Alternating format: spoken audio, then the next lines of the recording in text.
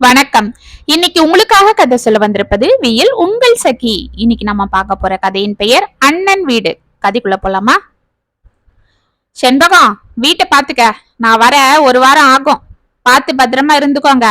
பசங்களை பாத்துக்க என்று கூறிக்கொண்டு புவனேஸ்வரி தனது மகளுக்கு பலகாரங்கள், புது புடவைகள், பேரன் பேத்திகளுக்கு துணிகள், மாப்பிள்ளைக்கு துணிகள் என 2 பெரிய பேக்குகளை எடுத்துக்கொண்டு வெளியே வந்தாள். அத்தை, நம்ம கௌரிய நான் கேட்டதா சொல்லுங்க. நான் கொடுத்த அந்த பணத்தையும் கொடுத்துடுங்க. அவளுக்கு எது பிடிக்குதோ அந்த புடவையை எடுத்துக்கிட்டோம் என்றாள் செண்பகம் வாசலுக்கு ஓடி வந்து. சரி சரி கொடுத்துறேன், பார்த்து பத்திரமா இருந்துக்கோ என்று ஆட்டோவில் ஏற சென்றவளிடம் ஓடி வந்த செண்பகம், அத்தை அத்தை ஒரு முக்கியமான விஷயம் சொல்ல மறந்துட்டேன். என்ன? அத்தை, அண்ணா போன் போட்டாரு, நவராத்திரிக்கு வர சொன்னாரு. அன்னி கூட கூப்பிட்டாங்க. யாரு? சேகரா? இல்ல அத்தை, மதுராந்தகத்துல இருக்கிற சின்ன அண்ணன் கோபி. புவனேஸ்வரின் முகம் மாறியது. ஆமா, அந்த வெட்டி பையன் வீட்டுக்கு இப்ப போகலன்னா ஒன்னும் ஆகிடாது. அத்தை, அது இல்ல அத்தை, அம்மா இருந்த வரைக்கும் நவராத்திரிக்கு எப்போ எனக்கு கூப்பிட்டு புடவை எடுத்து கொடுப்பாங்க, இல்லைன்னா பணம் நகன்னு ஏதாவது வாங்கி கொடுப்பாங்க. அவங்க போனதுக்கு அப்புறம் வீட்டு பொண்ணுக்கு செய்யணும்னு அவங்க சொன்னதால எங்க அண்ணிங்க அதை செய்யறாங்க. அதுவும் எங்க சின்ன அண்ணி என் மேல ரொம்ப பாசமா இருப்பாங்க. வருஷா வருஷம் அவங்க அதை தவற விட்டதில்ல. இந்த வாட்டி நான் போகலன்னா அவங்க மனசு கஷ்டப்படும் அத்தை. அதனால என்ன, போய் அவன் கொடுக்கற அந்த இத்து போன புடவையை வாங்கிட்டு வரணும்னு சொல்றியா என்று ஆட்டோவில் ஏறி அமர்ந்து கொண்டே புவனேஸ்வரி கத்தியதும் ஆட்டோ டிரைவர் அவளை திரும்பி பார்த்தார். இதை கவனித்த செண்பகத்தின் முகம் மாறியது. அத்தை, அதுக்கு இல்ல. இதோ பாரு, நீ என்ன சொன்னாலும் நான் ஒத்துக்க மாட்டேன். உங்க பெரிய அண்ணன் சேகர்னா சென்னையில பெரிய கம்பெனில மேனேஜரா இருக்கான். கை நிறைய சம்பளம். அவன் பொண்டாட்டியும் வேலைக்கு போறா. பசங்களை பெரிய ஸ்கூல்ல படிக்க வைக்கிறாங்க. அவங்க கிட்ட போனாலாவது பட்டு புடவை நகன்னு எடுத்து கொடுப்பான். என் பையனுக்கும் ஏதாவது பணம் வச்சு கொடுப்பான். ஆனா உன் சின்ன அண்ணன் ஏதோ மளிகை கடையை வச்சுக்கிட்டு அந்த ஊர்ல வியாபாரம் பண்ணிக்கிட்டு கிடக்கான். அவங்கிட்ட இருக்கிறது அந்த ஒத்த ஓட்டு வீடு. குடிக்கிறது கஞ்சியோ கூழோ தான். அதை வாங்கி குடிக்க நீயும் அங்க போனன்றியா என்று புவனேஸ்வரி படபடக்க என்ன செய்வது என்று புரியாமல் விழித்து கொண்டிருந்தாள் செண்பகம்.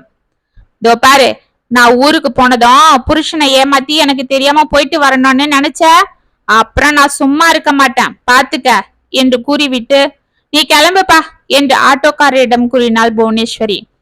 அவள் செல்வதை பார்த்து கொண்டு அமைதியாக உள்ளே வந்தாள் செண்பகம்.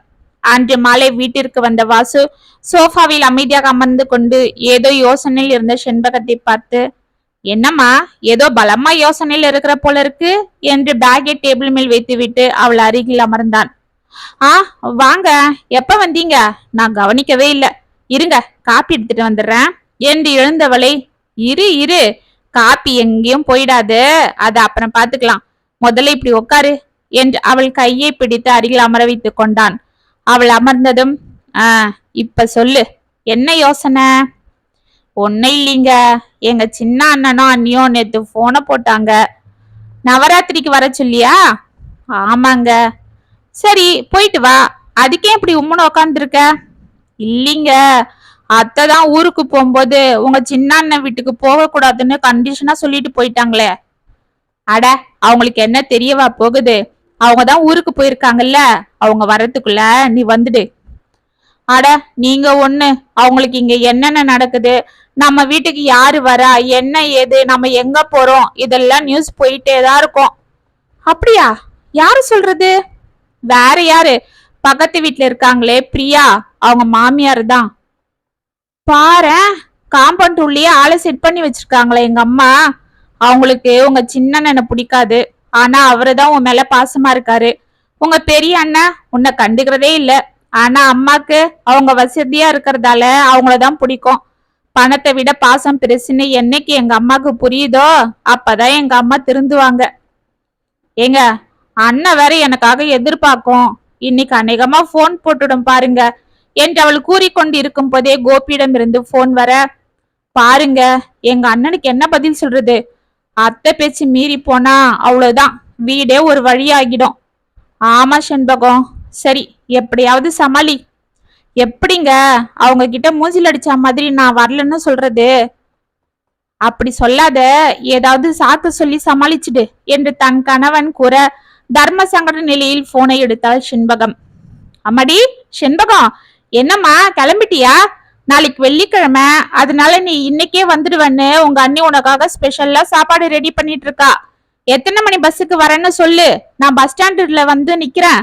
மாப்பிளையும் வராரு இல்ல என்று பரபரப்பாக தன் அண்ணன் கேட்ட கேள்விக்கு என்ன சொல்வது என்று புரியாமல் விழித்து கொண்டிருந்த செண்பகத்திற்கு ஒரு யோசனை தோன்றியது. அண்ணா, நான் இந்த வாட்டி நவராத்திரிக்கு வரல. ஏம்மா? இல்லண்ணா, அவருக்கு ஆபீஸ்ல லீவு இல்ல. அடடா, சரி, அப்ப நீயும் குழந்தைகளும் வந்துடுங்க. வேண்டாம் வேண்டாம், நீ தனியா வர வேண்டாம், நான் வேணா வந்து உங்களை கூட்டிட்டு வரேன். இல்லண்ணா, அத்தையும் ஊர்ல இல்ல, அவங்க ஊருக்கு போயிருக்காங்க. பண்டிகைக்கு முன்னாடிதான் வருவாங்க. அது வரைக்கும் என்னால வர முடியாது. அவங்க வந்ததும் வரலன்னா பண்டிகை நாள்ல நான் இங்க இருந்தே ஆகணும். அதுவும் இல்லாம அவ்வளவு தூரம் வந்துட்டு உடனே இங்க என்னால எதுவும் செய்ய முடியாது. அதுதான் பாக்குறேன். இன்னொரு நாள் நான் கண்டிப்பா வரேன்னா, தப்பா எடுத்துக்காத என்று தயங்கினாள் செண்பகம். சரிம்மா, பாத்துக்க என்று போனை வைத்த கோபியின் முகம் மிகவும் வேதனையாக இருந்தது. என்னங்க, ஏன் ஒரு மாதிரி இருக்கீங்க? யாரு போன்ல என்று கேட்டுக்கொண்டே அவனுக்கு காப்பி எடுத்து வந்தாள் சாந்தி. நம்ம செண்பகம்தான். அப்படியா? எப்ப வரலாம்? கிளம்பிட்டா இல்ல என்று ஆவலாக கேட்டாள் சாந்தி. இல்ல சாந்தி, அவ இந்த வாட்டி வரலையாம். ஏங்க? ஆமா சாந்தி, ஏதோ சாக்கு சொல்றா. ஆனா உண்மையில அங்க என்ன நடந்திருக்குன்னு எனக்கு புரியுது. ஏன்னா என் தங்கச்சிக்கு பொய் சொல்ல தெரியாது. அவ தட்டு மாதிரி பேசும்போதே புரிஞ்சுக்கிட்டேன். தெரியுங்க, அவங்க மாமியாரை பத்தி தானே சொல்றீங்க. சரி விடுங்க, அதுதான் தெரிஞ்ச விஷயமாச்சே. சரி, உங்க அண்ணன் வீட்டுக்கு போவா இல்ல, அங்க எடுத்துட்டு போய் நீங்க கொடுத்துடுங்க என்ற சாந்தியை பார்த்து அமைதியாக சிரித்தான் கோபி. என்னங்க ஒரு மாதிரி சிரிக்கிறீங்க? நான் போன வாரமே அண்ணனுக்கு போன் போட்டு இந்த வாட்டி நம்ம செண்பகத்துக்கு புடவை வேண்டாம், 2 பேரும் காசு போட்டு ஏதாவது நகை எடுத்து கொடுப்போம்னு சொன்னேன். அப்படியா? அதுக்கு அவர் என்ன சொன்னாரு? எதுக்குடா அதெல்லாம் வேஸ்ட் செலவு, நானே 1008 கமிட்மெண்ட்ல இருக்கேன். இதுல இந்த தண்ட செலவுலாம். அது மட்டும் இல்ல, நான் அடுத்த வாரம் ஊர்ல இருக்க மாட்டேன், ஆஸ்திரேலியாவுக்கு போறேன். உங்க அண்ணியும் பசங்களை கூட்டிட்டு அவங்க அம்மா வீட்டுக்கு போயிடுவா. அதனால நீ எதுவும் அவகிட்ட சொல்லாத. அப்புறம் அவ போனை போட்டு நான் வரேன்னு சொல்ல போறான்னு பட்டுன்னு போனை வச்சுட்டாரு. அட கடவுளே, லட்சக்கணக்குல சம்பாதிக்கிறாங்க. ஆனா கூட பிறந்தவளுக்கு ஒரு 1/4 பவுன் நகை வாங்கி கொடுக்க யோசிக்கிறாங்க. ஆனா உலகம் அவங்களதான் தலையில தூக்கி வச்சு கொண்டாடும். சரி, அதை விடுங்க. இதெல்லாம் நம்ம செண்பத்துக்கிட்ட சொல்ல வேண்டாம், பாவம் மனசு சங்கடப்படும். இப்ப என்ன பண்றது? அவ ஆசைப்பட்டான்னு கடனை உடனே வாங்கி அவளுக்கு கல் வச்ச மோதிரம் வாங்கி வச்சிருக்கீங்க. சாந்தி, அத நான் அவகிட்ட கொடுத்தே ஆகணும். அதனால நானே நேர்ல போய் அதை கொடுத்துட்டு வந்துடுறேன். பண்டிகை நாள்ல அவ போட்டுக்கிட்டோம் என்றான் கோபி. சரிங்க, அப்படியே செய்யுங்க, அதுதான் நல்லது. ஞாயிற்றுக்கிழமை கிளம்புங்க, அப்பதான் அண்ணா பசங்க எல்லாரும் வீட்டுல இருப்பாங்க. அவங்களையும் பார்த்துட்டு அவங்களுக்கு வாங்கின துணிங்களையும் கொடுத்துட்டு வரலாம் என்றாள் சாந்தி. சரிம்மா, அப்ப நான் கடைக்கு போயிட்டு வரேன் என்று வெளியே சென்றான் கோபி. மறுநாள் காலை 10 மணிக்கு கோபியின் போன் ஒலிக்க, என்ன இது, செண்பகம் கூப்பிடுது. ஒருவேளை நான் வர்றத சாந்தி அவகிட்ட சொல்லிட்டாளா? கழுத, சொல்லாத சர்ப்ரைஸா போயிட்டு வரேன்னு சொன்னா எல்லாத்தையும் உளறிடுவா என்று போனை எடுத்த கோபி செண்பகத்திடம் பேசியதும் போனை தொப்பென்று கீழே போட்டான். சற்று நேரம் அவன் இதயம் படபடவென அடித்து கொண்டது. மீண்டும் போனை எடுத்து, அம்மாடி, அழாத அழாதடா, நான் இருக்க உனக்கு என்று அவன் தடுமாறி கொண்டிருக்க, கடையில் இருக்கும் தனது கணவருக்கு காப்பி எடுத்து கொண்டு வந்த சாந்தி அவன் அலறியதை பார்த்து விரைந்து வந்தாள். என்னங்க, என்ன இது, முகெல்லாம் வேத்திருக்கு, என்ன ஆச்சு என்று அவனை தாங்கி பிடித்தாள். சாந்தி, வந்துட்டியா? சாந்தி, நம்ம மாப்பிள்ளைக்கு காலையில ஆக்சிடென்ட் ஆயிடுச்சான். பக்கத்துல ஏதோ பெரிய ஆஸ்பத்திரியில சேர்த்திருக்காங்களாம். தலையில நல்ல அடியாம். பொழைக்கிறது கொஞ்சம் சந்தேகம்னு சொல்றாங்களாம். உடனே ஆபரேஷன் பண்ணணுமா. அவகிட்ட இருந்த காசு எல்லாம் கட்டிட்டாளாம். கையில வேற காசே இல்லையாம். எங்க பெரிய அண்ணனுக்கு போனை போட்டா அவர் எடுக்கவே மாட்டேன்றாராம். தனியா இருக்கேன், பயமா இருக்குன்னு அழுவுறா. சரி, நான் போய் அவ கூட இருக்கிறேன், பாவம் குழந்தை பயப்படுறா. சரிங்க, நீங்க கிளம்புங்க, நான் நாளைக்கு வந்துடுறேன் என்றாள் சாந்தி. என்ன சாந்தி, ஏன் என் கூடவே வாயேன்? இல்லைங்க, எங்க அம்மா வீட்டுல பசங்களை விட்டுட்டு வந்துடுறேன், நீங்க கிளம்புங்க என்றாள். சரி, அப்படியே செய், நான் முதல்ல போறேன், நீ வந்துடு. நீ வந்தாதான் அவளுக்கும் தைரியம் இருக்கும் என்று அறக்க பறக்க சென்னைக்கு ஓடி வந்த தன் அண்ணனை பார்த்து செண்பகத்திற்கு முகத்தில் சற்று தெளிவு வந்தது. கோபியை பார்த்ததும் ஓடி வந்து அவனை கட்டி கொண்டு அழுதாள். இதற்குள் டாக்டர்கள் வெளியே வர கோபியிடம் சில விஷயங்களை கூறினர். அவருக்கு இப்பத்திக்கு உயிருக்கு எந்த பாதிப்பும் இல்ல, ஆனா இன்னொரு ஆபரேஷன் பண்ணணும். அப்படி பண்ணாதான் அவரால் எழுந்து நடக்க முடியும், இல்லனா அவர் கோமாக்கு போக நிறைய வாய்ப்பு இருக்கு. அதனால நீங்க பணத்துக்கு ரெடி பண்ணிட்டா நாங்க ஆபரேஷன் பண்ணிடுவோம். எவ்வளவு சீக்கிரம் பண்றோமோ அவ்வளவுக்கும் நல்லது என்று டாக்டர் கூற செண்பகம் ஓ என அலறினாள். அவளை சமாதானப்படுத்திய கோபி, டாக்டர், எங்க மாப்பிள்ளை எப்படியாவது எழுந்து பழையபடி நடக்கணும். அது எவ்வளவு செலவானாலும் பரவாயில்ல, நான் கொண்டு வரேன், நீங்க ஆபரேஷன் பண்ணுங்க என்று கத்தினான். ஓகே, மொத்தம் 2 லட்சம் ஆகும். முதல்ல 1 லட்சம் கட்டுங்க, அப்புறம் மீதி பணத்தை கட்டலாம். நாளைக்கே ஆபரேஷன் பண்ணிடலாம் என்று டாக்டர் சென்றதும் அழுது கொண்டிருந்த தங்கையை தன் தோள் மீது சாய்த்து கொண்டு அங்கிருந்த பெஞ்சில் அமர்ந்தான் கோபி. ஏதோ வைராக்கியமா பணத்தை எடுத்துட்டு வரேன்னு சொல்லிட்டேன், இப்ப என்ன பண்றது? பேசாம அண்ணனுக்கு போனை போட்டு பார்க்கலாமா? வேற வழி இல்ல, அவருதான் இந்நேரம் உதவி செய்யணும் என்று மனதில் நினைத்து கொண்டு, அம்மாடி செண்பகம், அழாத, தைரியமா இரு, மாப்பிள்ளைய எப்படியும் காப்பாத்திடலாம், நான் இருக்கேன் இல்ல, பயப்படாத. சரி, உங்க மாமியாருக்கு சொல்லிட்டியா? சொல்லிட்டான்னா, அவங்க வந்துட்டு இருக்காங்க என்றாள் செண்பகம் கண்களை துடைத்து கொண்டு. சரி, கொஞ்சம் இரு, நான் இப்ப வந்துடுறேன் என்று விறுவிறுவென்று அங்கிருந்து கீழே சென்ற கோபி அவசரமாக அண்ணன் சேகருக்கு போன் செய்ய சேகர் அதை எடுக்கவே இல்லை. பலமுறை செய்த பிறகு எரிச்சலுடன் அதை எடுத்த சேகர், என்ன கோபி, உனக்கு வேற வேலை இல்லையா? எனக்கு தான் முக்கியமான வேலை இருக்குன்னு சொல்றேன் இல்ல. செண்பகத்தெல்லாம் இங்க கூப்பிட முடியாது, அவளுக்கு எதனா வேணும்னா நீயே செஞ்சிக்க. என்ன எதுக்கு தொந்தரவு பண்ற? அவ வேற போனை போட்டு என் உயிரை வாங்குறா, அதுக்குதான் நான் அவ போனையே எடுக்காம இருக்கேன். இப்ப நீ மாத்தி மாத்தி 2 பேரும் ஏன் என்ன டார்ச்சர் பண்றீங்க? வெய் போன என்று போனை வைத்தான். அட கடவுளே, என்ன ஏதுன்னு என்ன பேச விடாம அவரே படப்படன்னு பேசிட்டு போனை வச்சுட்டாரே. இதுக்கு மேல அங்க போய் அசிங்கப்பட முடியாது, வேற ஏதாவது செய்யணும் என்று அவன் நினைத்து கொண்டிருக்கும் போதே புவனேஸ்வரி அழுது கொண்டே ஓடி வர அவளை சமாதானப்படுத்தி உள்ளே அழைத்து சென்றான் கோபி. ஆபரேஷன் செய்ய பணம் 2 லட்சம் தேவைப்படுகிறது என்று செண்பகம் அழுது கொண்டே அவளிடம் கூற, என்ன செய்வது என்று புரியாமல் விழித்து கொண்டே தன் மகளுக்கு போன் செய்த புவனேஸ்வரிக்கு ஏமாற்றமே மிஞ்சியது.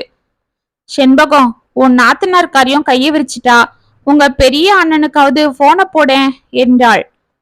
அத்த, அவரு போனே எடுக்க மாட்டேன்றாரு. ஏன்பா கோபி, நாம நேர்ல போய் உங்க அண்ணனை பார்த்தா என்ன, இல்லன்னா போனை போட்டு கொடு, நான் அவன்கிட்ட பேசுறேன் என்று வலுக்கட்டாயமாக அவனிடமிருந்து போனை வாங்கி சென்ற புவனா சற்று நேரத்தில் அமைதியாக வந்து நின்றாள். அப்பொழுது அங்கு மாடிப்படிகளில் கடகடவென மூச்சு வாங்க ஏறி மேலே வந்து கொண்டிருந்த சாந்தியை அனைவரும் பார்த்தனர்.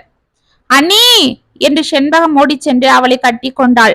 அவளை சமாதானப்படுத்திய சாந்தி, என்னங்க அண்ணனுக்கு எப்படி இருக்கு என்று கேட்க, ஆமா, எப்படி இருந்தா என்ன, ஆபரேஷன் பண்ண 2 லட்சம் ஆகுமா, இவ என்ன கொடுக்கவா போறா என்ற மனதில் புவனேஸ்வரி கருவி கொண்டிருக்க, என்னங்க என்ன அப்படி பாக்குறீங்க என்றால் சாந்தி கோபியை பார்த்து கொண்டு. அண்ணி, அவருக்கு இன்னொரு ஆபரேஷன் பண்ணணுமா, இன்னும் 2 லட்சம் ஆகணும்னு சொல்றாங்க, ஆனா பணத்துக்கு என்று செண்பகம் மீண்டும் அழ. ஏன் செண்பகம் அழற? இந்தா, இதுல 3 லட்சம் இருக்கு, என்னங்க இதை எடுத்துட்டு போய் சீக்கிரம் கட்டுங்க என்று அவள் கையில் இருந்த பையை கொடுத்தாள் சாந்தி. மூவரும் அதிர்ந்து அவளை பார்த்து கொண்டு நின்றனர். சாந்தி, உனக்கு ஏது இவ்வளவு பணம்? நீங்க அண்ணனுக்கு ரொம்ப சீரியஸ்ன்னு போன் வந்ததும் அப்படியே ஓடி வந்துட்டீங்க, இங்க எப்படியும் செலவாகும், பாவம் செண்பகம் அவ்வளவு பணத்தையும் எப்படி சமாளிக்கும், அதெல்லாம் யோசிச்சுதான் நான் சேர்த்து வச்ச பணத்தை எடுத்துட்டு வந்தேன். அப்படியா? ஆமாங்க, எங்க அம்மா வீட்டுல எனக்கு நவராத்திரிக்கு, தீபாவளிக்கு, பொங்கலுக்கெல்லாம் புடவை எடுத்துக்கன்னு பணம் வச்சு கொடுப்பாங்க, அதெல்லாம் நான் சேர்த்து வச்சேன். அப்புறம் என் தாலி சரடை வச்சு கொஞ்சம் பணம் எடுத்துக்கிட்டேன். இருந்தாலும் எதுக்கும் இருக்கட்டும்னு எங்க அண்ணன் கிட்ட இருந்து கொஞ்சம் பணம் வாங்கிட்டு வந்தேன், அதுதான் இது என்றாள் சாந்தி. அண்ணி என்று அவளை கட்டி கொண்டு செண்பகம் கண்ணீர் வடிக்க, கோபி அவளை பெருமையாக பார்த்து கொண்டு கண்களை துடைத்தபடி அந்த பணத்தை எடுத்துக்கொண்டு கட்டச் சென்றான். வாயடைத்து நின்று கொண்டிருந்த புவனேஸ்வரி அமைதியாக அங்கிருந்த பெஞ்சில் அமர்ந்தாள். 1 வாரம் சென்றது.